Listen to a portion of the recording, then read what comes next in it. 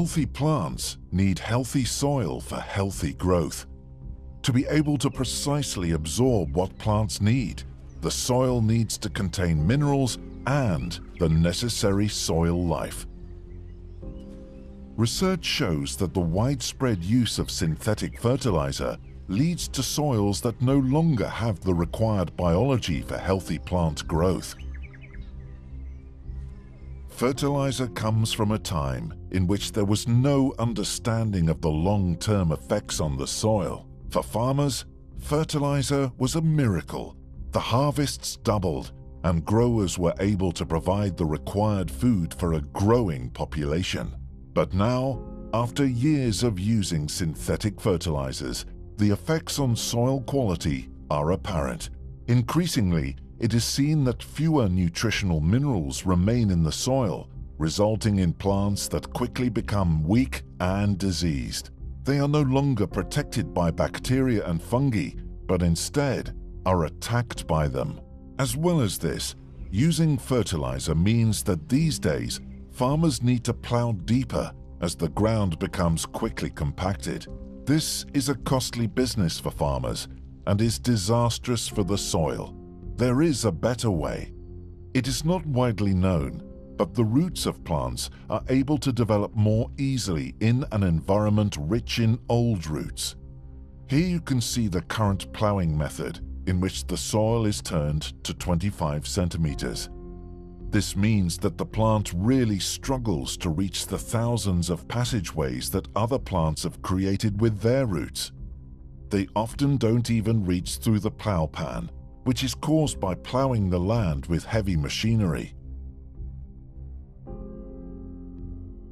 A surface cultivation method can offer a solution to this. This shallow soil processing means that the roots are quickly able to access the passageways left by decomposing roots. In this situation, they only have to work really hard once they reach the extremities of the passageways. This means that they can root deeper year after year and ensures that there is even more soil and water available for growth.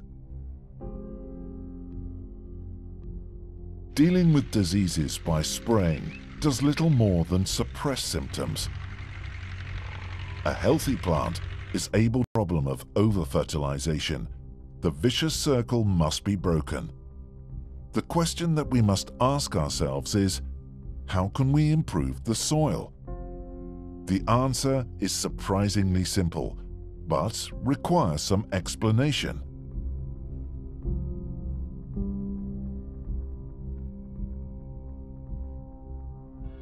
Just like every other organism on the planet, a plant does not function independently. Health and growth depends on a partnership between specialist bacteria and fungi.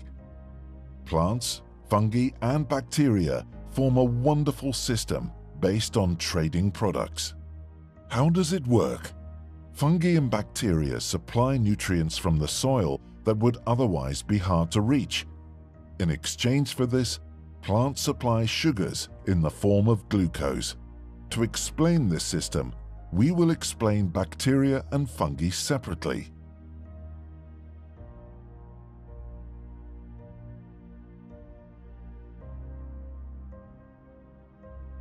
Plants have a problem.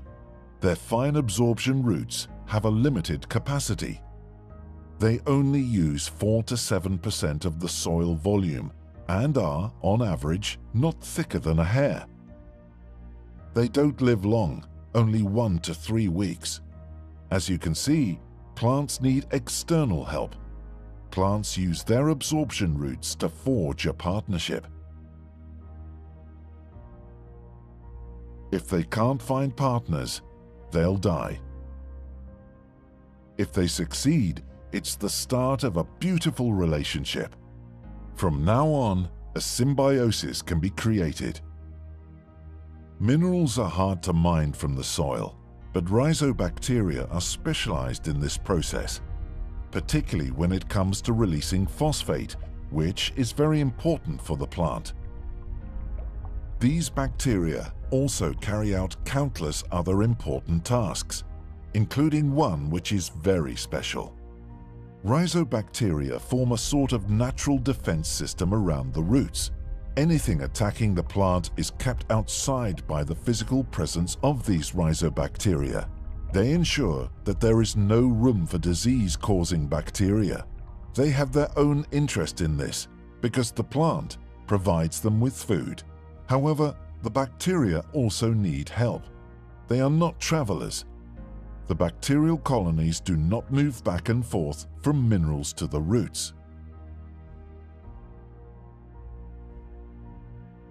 Most minerals found in soil are located outside the reach of the roots, and therefore also out of the reach of rhizobacteria. These can only live near the roots.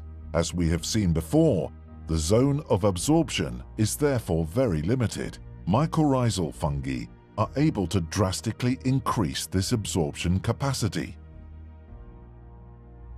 It may sound like a modern development, but it's not. The fungus has always existed, but due to modernization, its role has been neglected.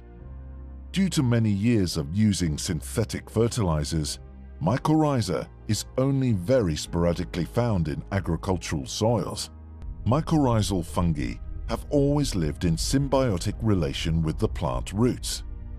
Mycorrhizal fungus forms a living connection within the roots and creates an absorption and transport system. This is essential for healthy plant growth.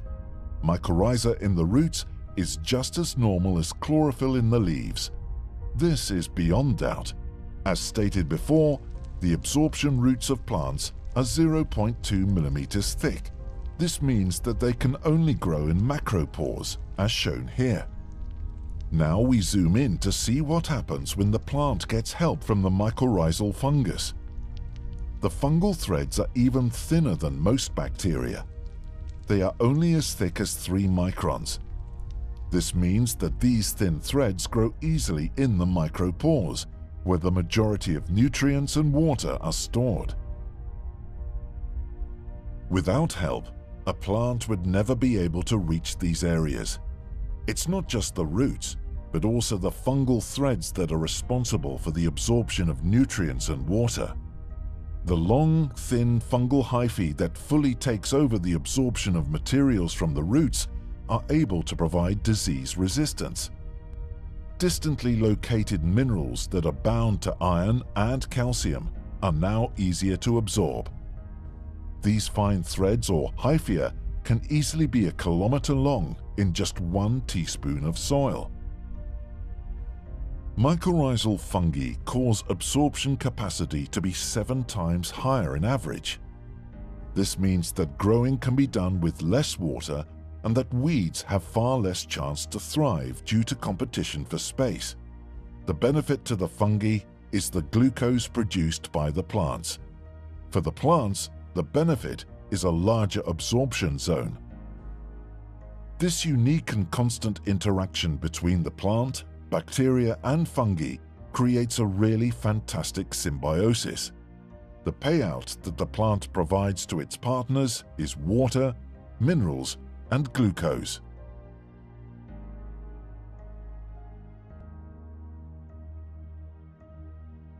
The partnership between soil and roots requires healthy soil biology. Healthy soil contains organic matter from dead leaves, dead roots, and dead animals. This dead organic matter is broken down in nature by soil life to become humus. This creates a great deal of food for soil life, and it has long been thought that nitrogen fertilizer stimulates the soil life as more bacteria are able to grow. But to maintain their carbon-nitrogen balance, they are compelled to consume more organic material, which then enters the atmosphere as CO2.